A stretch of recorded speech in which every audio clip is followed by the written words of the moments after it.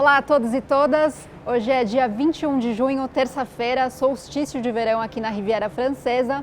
Eu sou a Isabela Lessa do Meio Mensagem e estamos no segundo dia do Cannes Lions. Hoje é o segundo episódio do Direto de Cannes e eu tenho o prazer de receber aqui a Luciana Aguiara, diretora de criação da Media Monks, e Sophie Schomburg, diretora executiva de criação da África. Sejam as duas muito bem-vindas. Já para engatar na nossa primeira pergunta, eu queria ouvir de vocês duas um pouco sobre como que vocês estão sentindo, se é que dá para cravar isso, porque é apenas o segundo dia do festival, se vocês já percebem uma mudança no tom das marcas, das campanhas, no que está sendo falado no festival, nas conversas informais que vocês têm tido com os profissionais aqui, o que vocês estão sentindo? Pode começar. Então tá, depois a gente vai fazendo um jogral aqui.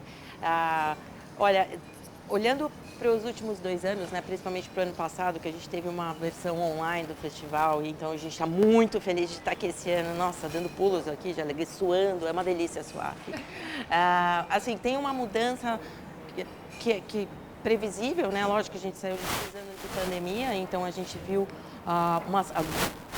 falando especificamente de digital, a gente viu uma tendência muito forte o ano passado de entretenimento online, de entretenimento dentro de games, as pessoas passando muito tempo. E esse ano você já vê que, né, isso já mudou um pouco, as pessoas já estão na rua, então a gente vê, assim, acho que continua evoluindo de um jeito muito rápido as ideias no mundo digital, mas assim, tem um pequeno shift que agora assim, são ideias que estão preocupadas em trazer um impacto para a vida real das pessoas. Então, eu acho que essa é a maior mudança. A gente vê as marcas e todo mundo desesperado para ir para a rua.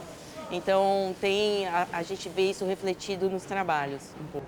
E você, Sophie? Não, total. Eu acho que propósito não é mais uma onda a ser surfada porque é bacana. É, de fato,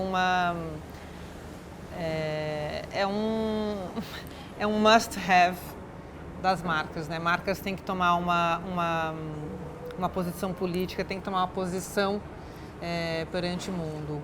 Mas o que eu acho que o que está melhorando, muito graças a Deus, cara, é a maturidade dessa conversa, é que sem autenticidade com a marca não passará, sabe? E que seja realmente relevante para o público. Né? Então, assim, fazer uma ideia com propósito, porque a gente tem que ter uma ideia com propósito, mas que você não tenha um fit, que não seja, e que a marca em si não tenha um lastro com a questão, apenas um discurso sem ação não é algo que funciona mais. Então, eu acho que a gente está amadurecendo bastante, né? E eu fico feliz de ver isso, porque a gente está evoluindo, está mais maduro. Eu acho que o festival está um pouco mais maduro e está deixando de lado, de fato, as ideias que não trazem isso, sabe? Essa verdade, essa autenticidade e relevância. Comprometimento, né? Comprometimento, né? Então, assim, não basta você falar, você tem que falar e fazer. Então, acho que isso, por sorte, a gente está evoluindo. Uhum. Justamente eu ia perguntar sobre isso para vocês, sobre essa busca pelo propósito e como que vocês veem as marcas se desenvolvendo criativamente nisso. Onde dá para evoluir ainda? Assim, complementando, né, acho que o que a Sophie está falando, as marcas têm que ter um comprometimento, têm que ter um propósito, têm que fazer ações reais. Por quê? Porque a gente está vendo uma nova geração que não compra. Ela não compra se ela não acreditar. Então, assim, eles vão atrás de informação, eles vão buscar quem está ferrando o mundo ou quem está fazendo alguma coisa de verdade. Então, assim, não tem mais. Hoje em dia, a transparência é um fato. As marcas têm que ser transparentes, elas têm que mostrar realmente esse comprometimento. Então, quando você entra numa conversa, tem que ser para valer. Então, assim, eu acho que é um assunto delicado em vários pontos. Por exemplo, a gente vê muitas empresas, muitas marcas levando muito sério o ponto de diversidade e inclusão. Isso é muito legal. Assim, a gente vê, inclusive, clientes pedindo da gente, para a gente, assim, eu quero ver como vocês trabalham diversidade e inclusão, e é absolutamente justo, interessante e faz todo sentido. Eu acho que ainda a gente precisa agora ficar no pé e evoluir a parte de a sustentabilidade pelo lado ambiental, né? Eu acho que, para mim, é esse o ponto de que a gente tem bastante o que fazer e bastante o que evoluir. A tua pergunta, né, de como as marcas estão evoluindo nesse sentido, né, eu acho, e as campanhas, eu acho que o GP da categoria que eu julguei que foi entretenimento, eu acho que ele é um puta exemplo disso, né, porque é sobre um assunto extremamente contemporâneo, né, das pessoas estarem repensando a produção e o consumo de alimentos no mundo, assim, não vai haver comida para tanta gente, né? E é um briefing que poderia ser muito chato, poderia gerar uma campanha muito chata, porque assuntos sérios, né, são tratados de maneira séria. Mas nesse caso eles foram brilhantes porque eles usaram um humor super ácido para falar de uma coisa muito, enfim, séria, né? Então eu acho que foi para mim esse GP foi uma lufada assim de ar fresco e de criatividade levada à enésima potência. Uhum. Eu não lembro. Alguém falou em algum painel ontem, não sei se foi no da Bembev, que as marcas e a publicidade têm que ser capazes de falar de assuntos profundos com leveza. Isso é interessante, é um pouco isso que você falou.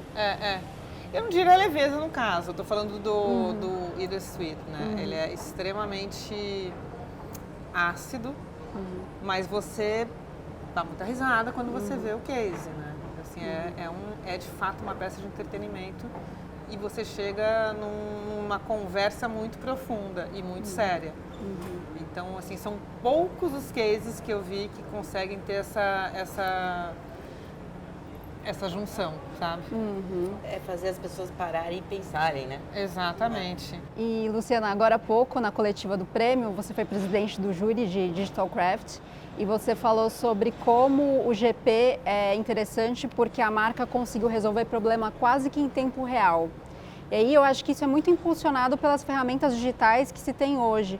Mas eu queria que você falasse um pouco sobre como que as habilidades criativas, as habilidades mais sutis, elas casam com esse ferramental todo para conseguir resolver de forma criativa problemas em tempo real. Assim, é um conhecimento, né? Tem uma parte técnica e tecnológica nesse case que é muito interessante, porque assim, é uma marca que eles já estavam desenvolvendo um tipo de uma ferramenta de scanner para celular, mas assim, para um uso completamente diferente. Então começou a guerra, os caras simplesmente assim, esse é o twist criativo. O que a gente faz? A gente tem uma ferramenta muito potente na mão. Como a gente pode usar isso para ajudar? Então, assim, é a rapidez, entendeu? Eu acho que a gente tem prazos minúsculos para criar campanhas incríveis. E então, acho que às vezes dá para parar e pensar e tentar criar alguma coisa, uma ferramenta para alguma crise. E acho que, no geral, a gente tenta fazer isso. Essa ideia do Backup Ukraine, ela é muito, muito feliz por esse ponto. Eles conseguiram agir muito rápido e colocar realmente a tecnologia, assim, só os cidadãos da Ucrânia têm acesso a esse app, mas você consegue ver o banco de imagens gigantesco que tem lá. É impressionante. E assim, né, poxa, a gente sabe que a cultura é a identidade das pessoas, então é uma coisa que não pode ser destruída. Então é muito pertinente, foi muito rápido, a tecnologia, assim, os caras pegaram uma tecnologia que é pesada, né? As produtoras de filme que usam essa tecnologia e conseguiram transformá-la em tempo recorde para dar acesso para estar no celular de qualquer pessoa. Então ela é incrível. Então acho que a gente tem que... Óbvio, a gente não consegue ver todas as tecnologias que tem o tempo inteiro, mas assim, ouvir os insights. Às vezes alguém vem com insight que a gente pode falar, pô, isso é maluco. Não, mas peraí, como é que é esse negócio? E pode dar certo, ir atrás e tentar pegar alguma tecnologia e transformar ela para, enfim, juntar. A gente tem outros casos dentro do resultado que também eles combinam várias tecnologias para fazer uma execução que você nunca viu antes. Então, assim, a tecnologia está no nosso dia a dia, simplesmente porque a gente tá no telefone o tempo inteiro. E às vezes é muito simples, às vezes a gente pode ter ideias que são muito simples usando coisas que já existem para fazer alguma coisa. O Lu, e você não... Eu que distribuição. Vamos dividir a função aqui. Você não acha que que amadureceu no critério de Cannes, assim, o que funciona e o que não funciona? A gente tem, justamente no teu caso, em que a tecnologia, se não funcionar, não me venha com ideinhas, né? Eu acho que até um tempo, assim, até pouco tempo, um tempo recente, conseguia-se, às vezes, enganar o júri, sabe? Às vezes... Impressionar pela tecnologia em si. Só que eu acho que todo mundo hoje já entende muito, né? Sim. Não dá pra você só vir com uma ideia que no final não funciona. Não. Né? E assim, é interessante que, por exemplo, agora quando vem algumas ideias, vem em forma de protótipo ainda, que é uma coisa, que é um beta. E às vezes a gente fica desesperado, porque assim, pelo menos a gente precisa testar. E parece assim, a coisa que vai mudar o mundo, mas é difícil você testar um beta, porque, enfim, às vezes é um beta, não, e às vezes você não tem acesso. Então aí a gente fala, pô, espera um pouquinho, faz e traz ano que vem.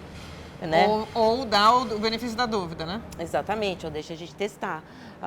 Mas é isso, eu acho que, assim, no geral, né? Acho que antes o digital ainda era para poucos, né? As pessoas, dá para dar. Agora é todo mundo, né? Todo mundo tem acesso, todo mundo tem informação, todo mundo sabe que isso pode ser, né? Assim, aqui talvez não. Então a gente, com certeza, eu acho que amadureceu muito, muito. Uhum. E falando um pouco também ainda sobre o festival, Sofia, África, já há alguns anos tem sido a agência brasileira que mais se destaca nas premiações, não só aqui em Cannes. Queria que você contasse um pouco como que isso se dá internamente, essa busca por criatividade, que eu imagino que o foco principal, obviamente, seja o cliente, mas que daí acaba culminando em premiações relevantes. Como que vocês fazem ali, como que você faz com o seu time para dosar isso, para manter a barra alta, mas também não desvirtuar do foco principal, que é fazer um bom trabalho para o cliente?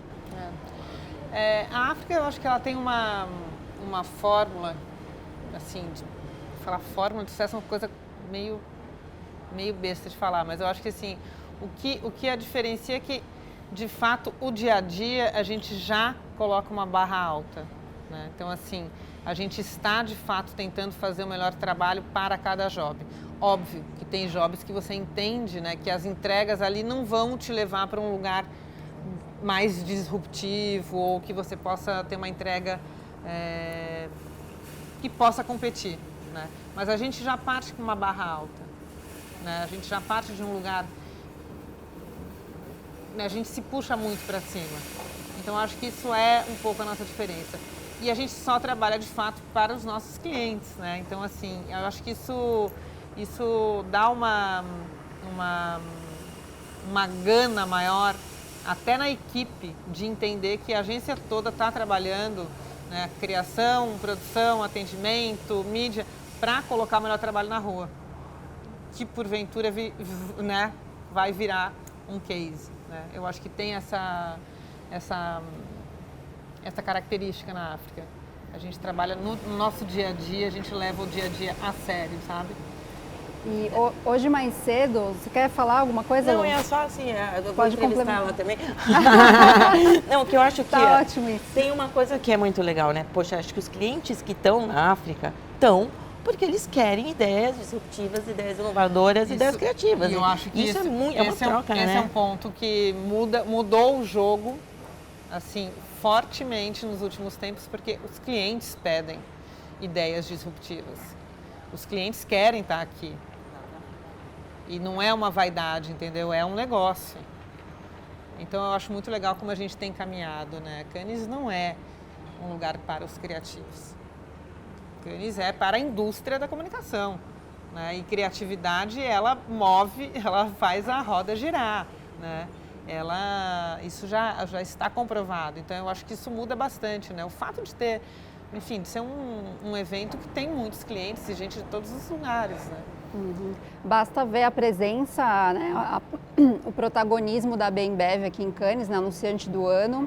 Inclusive, hoje foi divulgado os resultados da categoria Vou colar aqui, Entertainment for Sports, e o presidente do júri é o Marcel Marcondes, que é o CMO global da Bembev, e a gente conversou um pouco sobre como que o entretenimento é importante para as marcas hoje. Vamos ver?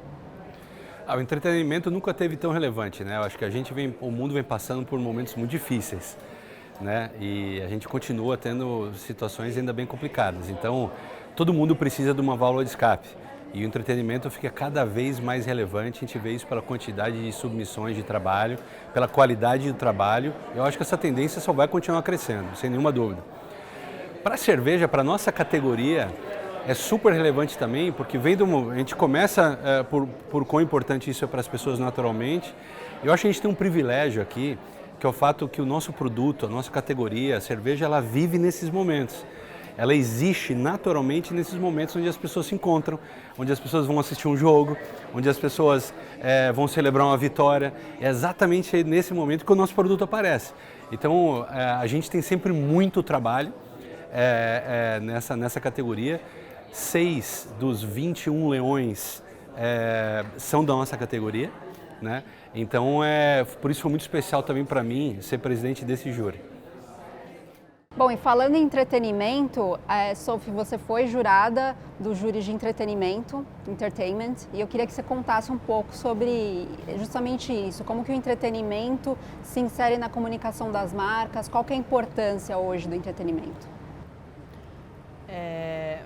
Bom, entretenimento é para onde todas as marcas deveriam caminhar, né? Porque a gente sabe que principalmente jovens, mas não só jovens, adoram marcas e odeiam propaganda, né? Isso é um fato. Então, assim, se a gente não tiver algo realmente que entretenha e que seja relevante para elas, ninguém vai parar para te ver, né? Porém, a própria categoria, ela é bastante difusa, assim, é uma coisa que não tem um cercadinho muito claro, né? O que é, o que não é entretenimento. A priori, tudo pode ser entretenimento, né? Então,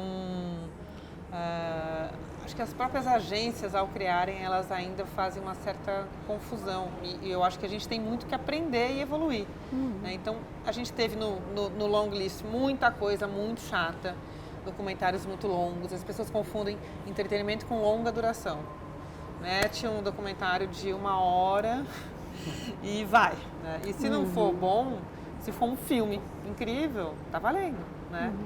Mas eu acho que tem muito... Parece ser a solução mais fácil, fazer um conteúdo de longa duração. E não é sobre isso apenas, né? Então, a gente tem muito que, assim, eu acho que é uma categoria que a gente tem que olhar com muito cuidado, muito carinho, porque de fato, eu acho que no fundo, a gente está indo para esse lugar. Obviamente que a gente ainda vai ter o comercial de 30 e de 1 minuto e de pequena duração que vai para os canais mais habituais, mas a gente tem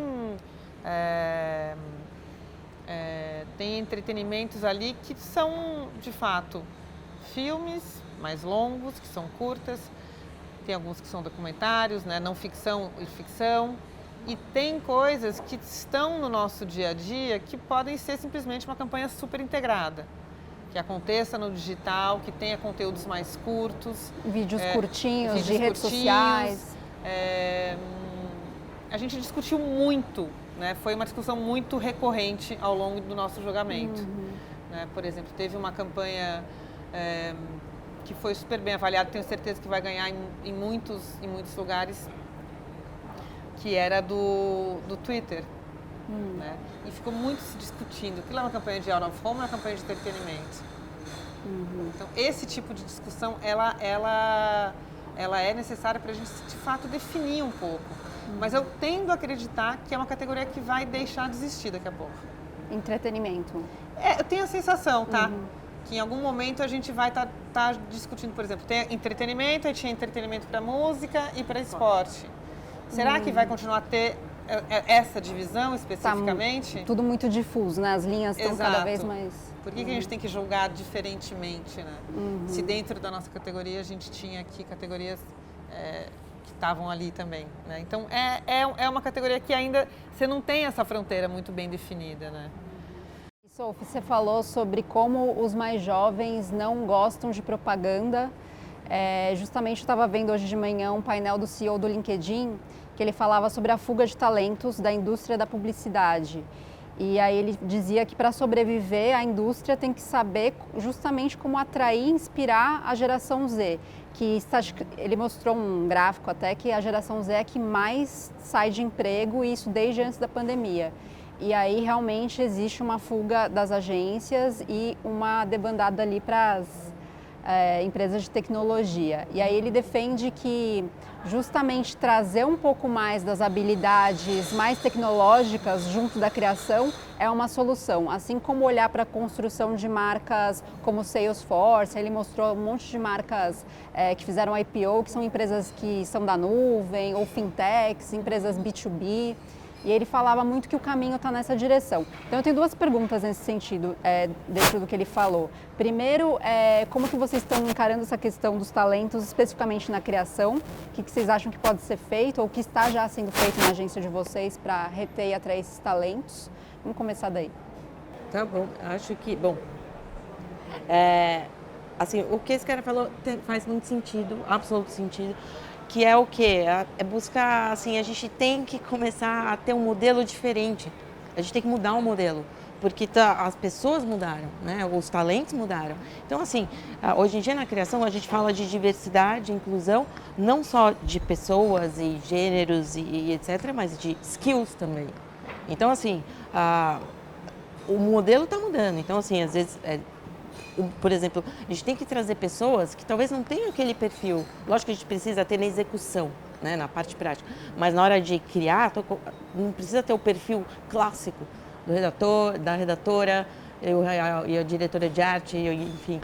A gente pode experimentar mais, porque isso também incentiva outros tipos de talentos se juntarem, porque assim, e ao mesmo tempo isso que a gente falou de Salesforce, do modelo de remuneração, acho que assim, a gente está longe disso, mas assim, o mundo ideal é isso também ir evoluindo, porque o jeito que as pessoas se sentem comprometidas de trabalhar muda a partir do momento do jeito que elas são remuneradas. Então, assim, é um modelo ainda que assim, está sendo estudado, mas que ele tem que caminhar para isso. Acho que tem alguns exemplos de agências que já têm esse modelo e funciona muito bem, porque a partir do momento que as pessoas se sentem donas do negócio. E isso é muito legal. Quando você se sente dono do negócio, você não vai falar, agora chega, cansei, quero fazer outra coisa. O negócio é seu. Então, assim, é um modelo que eu acho que tem que evoluir, mas é um bom caminho para a gente começar a reter mais talento. Não, total.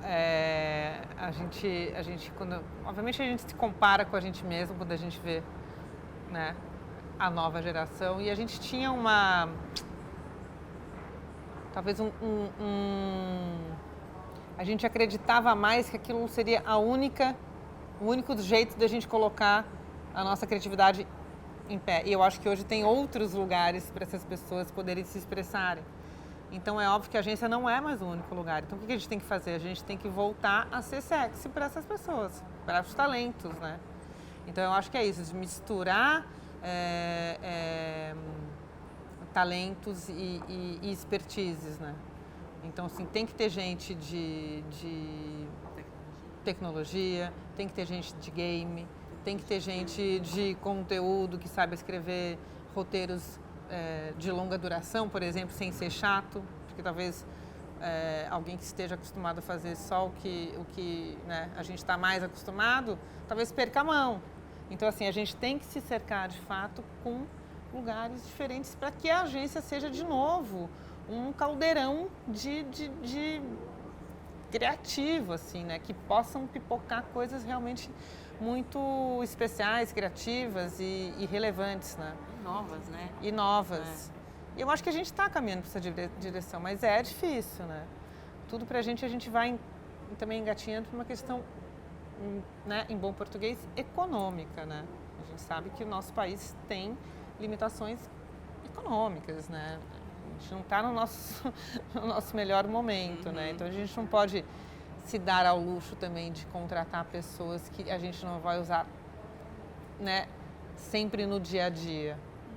Então a gente tem uma equação aí difícil de resolver também, né? Como atrair sem deixar essa pessoa ou ociosa ou fazendo algo que ela não gostaria de estar fazendo. E a segunda parte da minha pergunta é sobre quando ele fala que as oportunidades de construção de marca para as agências não está mais em marcas como Nike e Apple, mas sim em empresas de tecnologia que precisam dessa construção de marca, precisam construir essa imagem. E aí ele fala que existe uma oportunidade para as agências traduzirem o que é o produto dessas empresas de tecnologia e também uma oportunidade em empresas B2B. Vocês veem dessa maneira? Tem espaço ainda para construir marcas como Nike, de bens de consumo, ou cada vez mais as agências vão atender contas de startups que estão precisando construir suas marcas? Eu acho que tem muito espaço para grandes marcas, porque elas têm ainda o poder de atrair, né, talentos. Então, assim, eu acho que ano a ano eles continuam fazendo coisas muito importantes e que as pessoas aplaudem, assim. Eu acho que tem espaço para todo mundo. De novo, o Grand Prix de entretenimento foi, né, de uma associação ou federação dos produtores de alimentos da Suécia. Poderia ser de uma grande marca? Poderia. Talvez perdesse um pouco o frescor? Não sei, eu acho que não. Eu acho que as grandes marcas podem e devem buscar cada vez mais ser mais, enfim, pontiagudos e estarem ali na linha de frente, né?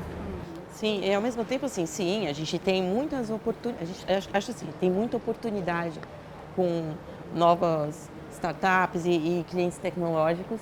Tem uma coisa muito interessante que vem desses clientes, é que grande parte dessas empresas, assim, eu acho, né, eu acredito, elas já têm um pensamento, elas já nascem de um jeito diferente. Então, elas já têm um propósito, porque elas são novas, né? Então, elas já estão começando numa época diferente. Então, já vem com um propósito, já vem com um comprometimento com diversidade, sustentabilidade, etc, etc. Mas sim, elas precisam disso. Mas como a Sophie falou, as grandes marcas, inclusive, elas precisam se reinventar. Né? Então elas precisam muito da gente, muito. E acho que elas estão fazendo isso. Não só elas como a gente tem que se reinventar e evoluir o tempo inteiro, elas estão fazendo. Então é isso, assim, tem espaço demais, porque se as marcas não fizerem isso, aí realmente a gente tem um problema.